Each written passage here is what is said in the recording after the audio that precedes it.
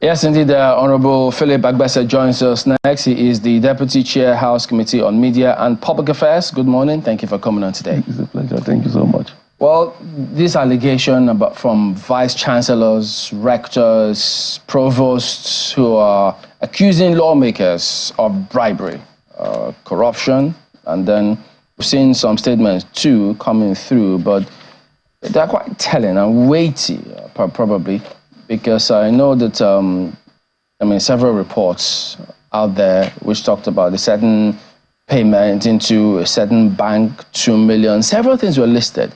But I know that the House has put up, some sort of very vocal defense in this matter. But what would you then say to those who say, look, there certainly cannot be a smoke without fire in this particular case? Well, Chamberlain, thank you very much.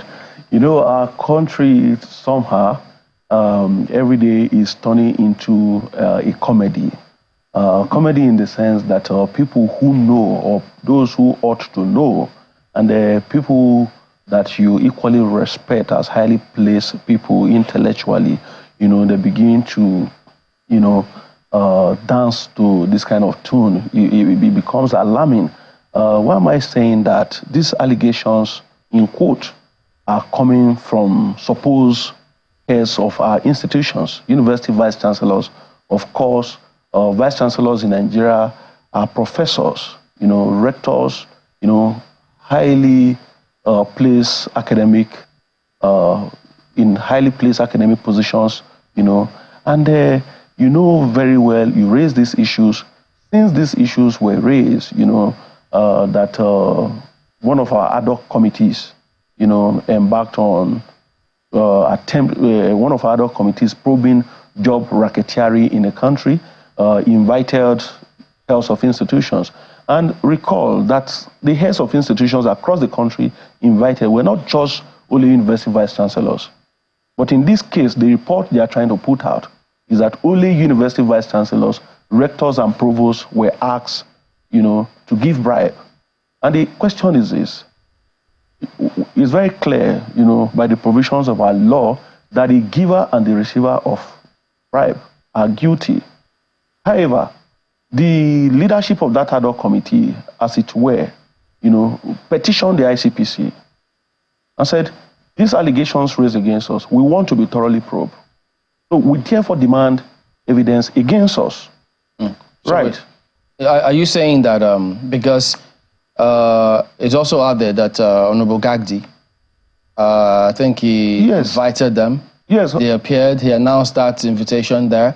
So in light of what you just said, Honorable Yusuf Gadi, a highly respected member of the parliament, wrote to the ICPC, inviting the ICPC to wade in, because in the report, that we all read, stated that bank accounts were provided and some persons paid money into those bank accounts. Yes. And some people paid 2 million. Yes, so each. So we have requested, and aside that, within the House, we also have the Committee on Ethics and Privileges. That committee is saddled with the sole responsibility of investigating, disciplining even members. And at the moment as I speak, there have not been any single petition against any member. The vice chancellors, they know the right place to channel these allegations to. But aside that, let me just be very frank and honest. Before you say the next one, does this mean that the House of Reps will hands off this matter and let the ICPC investigate the matter and come up with whatever they come up with? Perfectly. We have done exactly that. The Right Honorable Speaker, in his legislative agenda, has itemized those issues, the issue of fighting corruption within and outside the House. And he has equally, in our own in-house cleaning, he has standard it times without number to members, on the need for good conduct within and outside the parliament.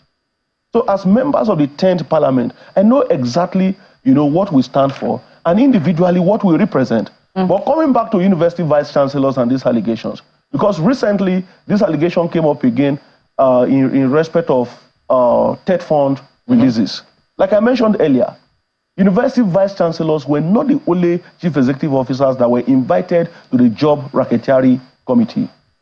So to a large extent, I don't want to conclude, but universities, colleges of education and polytechnics seems to be more, involved in the issue of job racketeering, employment of family members, cronies and allies without due process, employment of family members without recourse to federal character principles.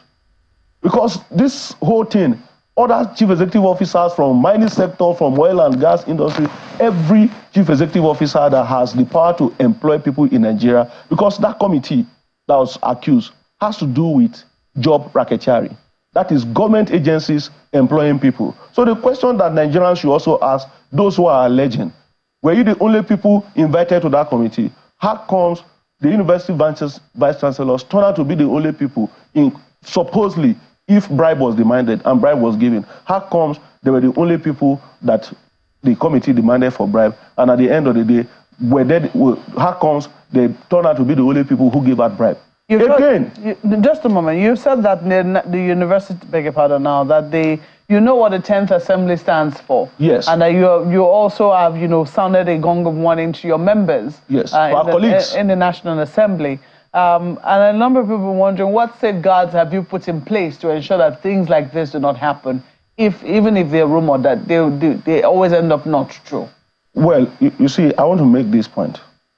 Because, you see, when allegations are in the air, and, in journalism practice, best practices all over the world, and even in tandem with the principle of law, fairness and equity, that you cannot listen to one party, right, and conclude. The so-called allegations, the way they were reported in the media, the members were not even given the chance of fair hearing to respond to those issues in their own right.